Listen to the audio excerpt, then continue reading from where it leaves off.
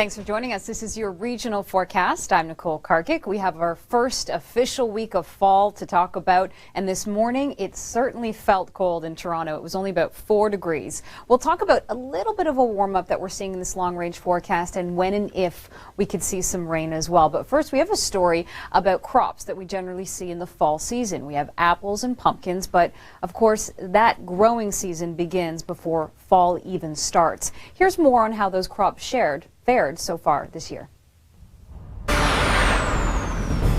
Now this morning it was crisp, it was fresh, and we have chilly right here written in bold letters because that's how it felt. Ottawa right around the freezing mark, Toronto 4, and up towards Bancroft it was about -1. Now it was also quite windy today, winds gusting up to 30 kilometers an hour at Pearson. We're going to see southwesterly winds developing, and that's going to help warm up our temperatures actually into tomorrow. Now today, the provincial police kicked off a 2-week campaign to encourage people to buckle up. A really good message, and here's more on car safety.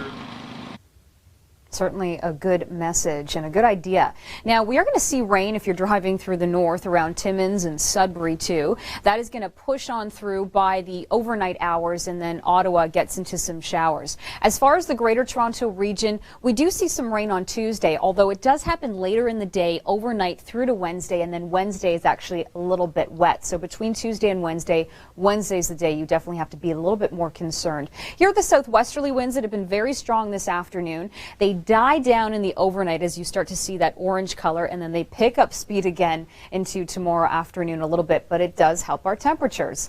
Now it's this time of year that you see images like this. You have the fog over the waters because the waters are warm, and then you have the cool air funneling over, and it creates the fog conditions to start off your day. Now, in this long-range forecast, we'll talk about tomorrow. It's 20 degrees in Toronto, feeling a little bit closer to about 23 with the humidity. And then Wednesday sees the rain, and then we cool down once again. A little bit of sunshine in the forecast there by the end of the week. Stay tuned. Coming up in Weather Network News, the 9th tornado of the season in Ontario. Find out where it was. This one. Hello, I'm Nicole Karkic. This is Weather Network News. It felt like fall in Ontario for the past few days, but that doesn't mean severe weather season is over just yet. Environment Canada has confirmed that Ontario's 9th tornado of the year touched down this weekend in eastern Ontario. The F-0 twister damaged 2 properties in the town of Wellington on the shore of Lake Ontario. There was no major damage, but winds were gusting up to 110 kilometers per hour. Officials say it's possible the tornado could have formed as a waterspout over the lake. There were several other waterspouts this weekend stateside on Lake Michigan and Lake Erie, and here at home near North Bay. A risk for waterspouts remains in place today as cool air continues to hang over warm waters. August rain in southern Ontario made up for what July, well, sort of forgot. But for one popular crop, the damage was done long before the summer dry spell arrived. Here's Chris Murphy with more.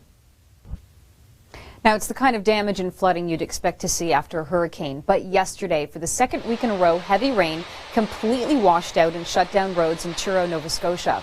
It's all part of a widespread and slow-moving system that's had rain falling on and off since Thursday in the Maritimes.